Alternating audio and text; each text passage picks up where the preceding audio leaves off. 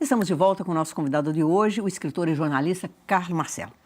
Bom, Carlos Marcelo, esse ano é o ano do leitor Carlos Marcelo escrever um romance de ficção. Aí é a sua estreia na ficção mesmo, né? Exatamente. Assim, não é? Vamos mostrar aqui o Carlos Marcelo, Presos no Paraíso. Mostrar um pouco. Fale um pouquinho, então, da gênese dele. Assim, eu me recordo que no seu artigo também, Humberto Eco, ele fala de uma imagem seminal que provocou toda aquela maravilha que foi O Nome da Rosa, que você disse que nunca foi superado por ninguém, né, em termos de estilo, de complexidade. Né? Você tem alguma imagem seminal? Porque você foi também a Fernando Noronha, você foi de férias, né? Exatamente.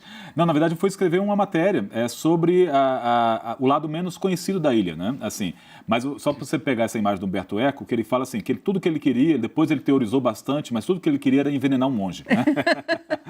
Então, acho que tudo que eu queria... A fantasia dele. Então, tudo que eu queria nessa história, vamos falar bastante sobre o livro, mas tudo que eu queria era contar uma história de mistério num lugar paradisíaco. Ou seja, levar a fazer de Noronha um lugar menos ensolarado, um lugar mais noir, né? E acho que a capa, ela passa exatamente esse espírito, né? Ou seja, a Noronha que me interessava era a Noronha que está dentro de mim, digamos assim. Ou seja, não é a Noronha de verdade, é a Noronha que tem suas lendas, e lá é um lugar pródigo em lendas, sabe? Tem seus mistérios e tem um lado muito sombrio que as pessoas não conhecem. Por quê? Especialmente as novas gerações. Porque durante muito tempo, Fernando de Noronha foi utilizado como presídio, né? Inclusive, foram realizadas prisões políticas, e os prisioneiros políticos foram levados para Noronha. Carlos Marighella ficou preso em Noronha. Miguel Arraes ficou preso em Noronha. Por qual motivo? Pelo motivo óbvio, que Noronha é isolado, né? Então não há como fugir, né? Então, assim, me interessava esse contraste de um lugar que foi utilizado por tanto tempo como presídio e que foi palco de muitas arbitrariedades e esse lugar ter virado um paraíso.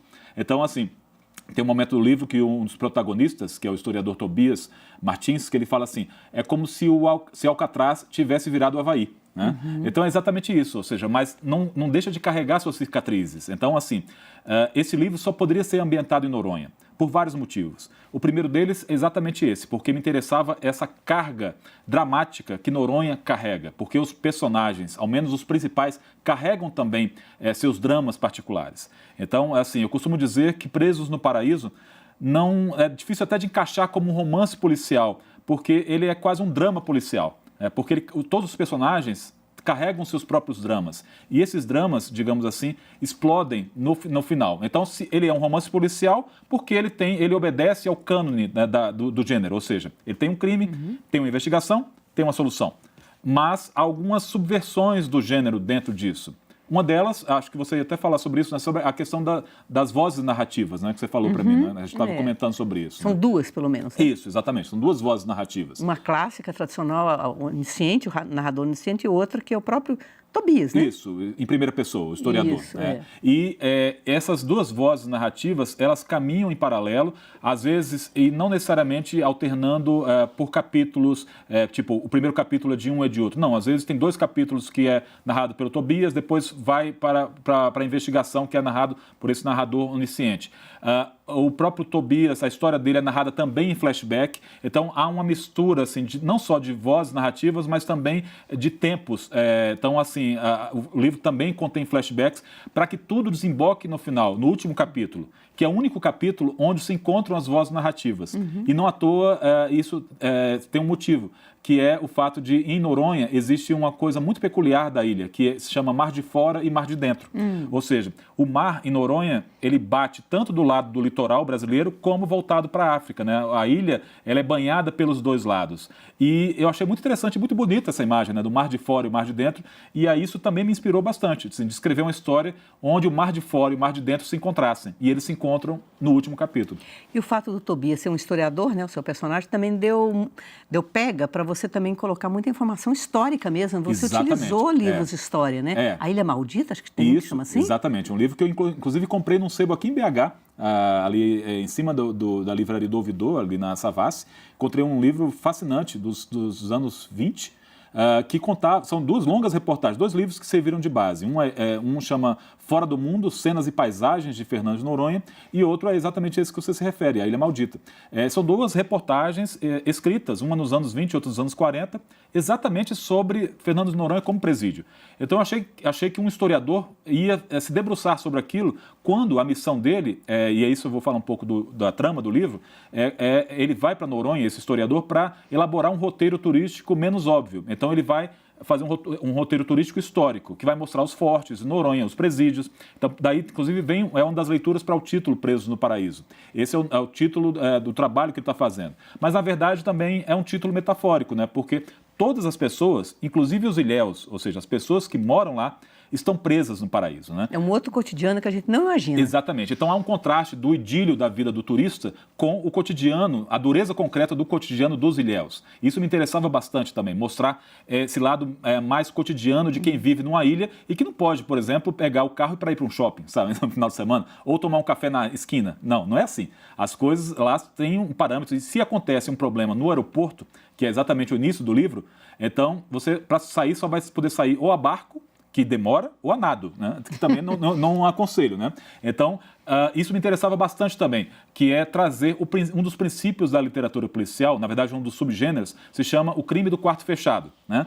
Que é um subgênero clássico onde um crime acontece dentro de um quarto fechado por fora, e o que aconteceu lá dentro, né? E há um corpo lá dentro. Então eu tentei levar esse princípio para um lugar que fosse fechado por todos os lados, mas fechado por água, né? E aí aconteceu uma coisa muito interessante, né? Isso é uma coisa, cara, nós não podemos esquecer. Talvez seja até a coisa interessante que você vai contar, mas a gente não pode esquecer de falar que ele vai ser publicado na França, né? Exatamente, é isso que eu ia falar.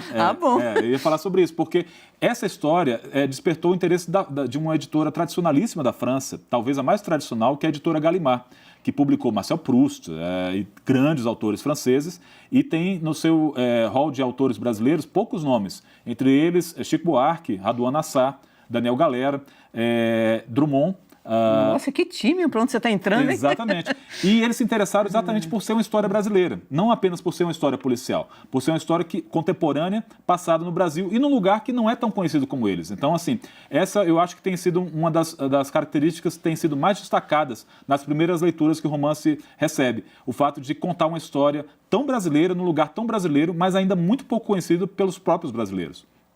Será que dá para falar em pouquíssimas palavras sobre o central da história, hein? Acho que vou tentar, né? Tenta, que agora a gente está no final. Então tá. O Preso no Paraíso começa exatamente quando é uma história de um historiador, né, que vai a Noronha para contar para um roteiro turístico, né, elaborado em cima dos pontos históricos, e na verdade é uma volta dele àquele território, e que quando isso acontece, ele está saindo de Noronha quando acontece um problema no avião. Há uma discussão e uma das turbinas explode e o avião não consegue decolar e o aeroporto fica fechado. Então, todos esses passageiros desse voo não podem sair de Noronha. E eles são acomodados novamente em pousadas da região e acontece um crime. E acontece um duplo crime. E aí começa-se a investigação desse crime enquanto o aeroporto ainda está fechado. Então, as ações ocorrem nesse tempo. Ao mesmo tempo, nós acompanhamos em flashback como esse historiador, Tobias Martins, chegou a Noronha e ele começa a contar, revolver o passado da ilha. É interessante até porque tem uma personagem que nem entra na história, assim, diretamente. A Isa será a mulher dele, Dora. Dora, exatamente. Ela está no passado, né? Ela pertence ao passado. Então, mas tem uma fala dela. Exatamente. Né? Tem vários intertítulos com o que eu chamo das mulheres da vida do Tobias. Tem a Dora, tem a Isa, que é a irmã dele, a executiva dessa empresa de turismo que contratou ele para fazer. Contratou a Lena, que é a dona da pousada. Enfim, existem mulheres bem presentes na vida dele, a própria filha dele também.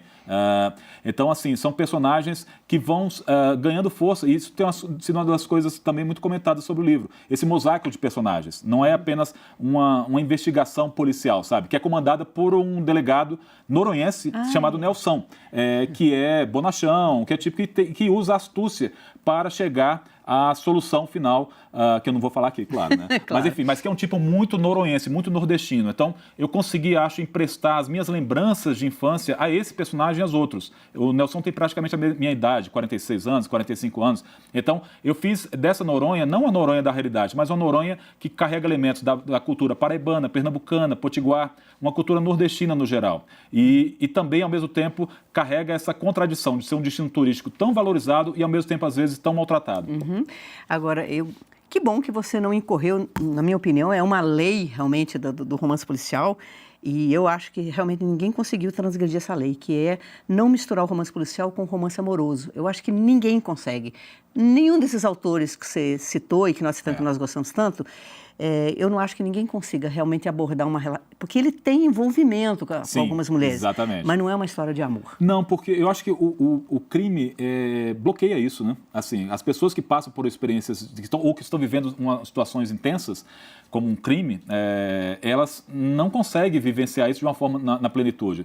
O Padura Fuentes tem um pouco de virtudes amorosas, de envolvimentos amorosos. O Conde tem uma relação fixa, vamos dizer assim, com problemas. Mas não é o protagonismo das histórias. Não é. Exatamente. Fica muito difícil realmente contrabalançar. Fica. Eu acho que também num romance a gente tem que escolher não só o que a gente vai contar, mas o que a gente não vai contar, né? Não dá para colocar todas as histórias que a gente quer contar dentro de um mesmo romance. Eu acho que tão importante quanto saber, e aí sim vamos voltar ao início da conversa, isso vem muito do jornalismo, saber editar, né? Saber o que cabe naquela história e o que não cabe naquela história. Então, assim, há várias questões que eu poderia até ter abordado neste livro. Um amigo até me falou uma coisa: nossa, Carlos, acabei de ler seu livro, e um amigo escritor falou, eu não entendo como você economizou tanto nas descrições paradisíacas de um lugar tão bonito. E assim, eu não conseguiria ter economizado. Eu falei, mas é porque os dois personagens principais não estão vivendo a ilha como um lugar turístico. Um está atormentado pelas suas próprias questões, e o outro já vive na ilha. Então seria até forçado, entendeu? O delegado fica passando páginas e páginas de descrições de lugares turísticos. Pelo contrário, há uma visão de dentro desses lugares, de como até os donos de pousadas, as pessoas encaram os turistas, sabe? Essa relação. Uma delas, a Lena, que você falou, até fala assim, em algum momento, fala assim, o pessoal acha que isso aqui é o Caribe, é um resort do Caribe, não é assim, sabe? Então, as coisas de Noronha são muito à flor da pele também, as coisas de Noronha são muito aguçadas, os sentimentos lá estão muito aguçados, para o bem e para o mal.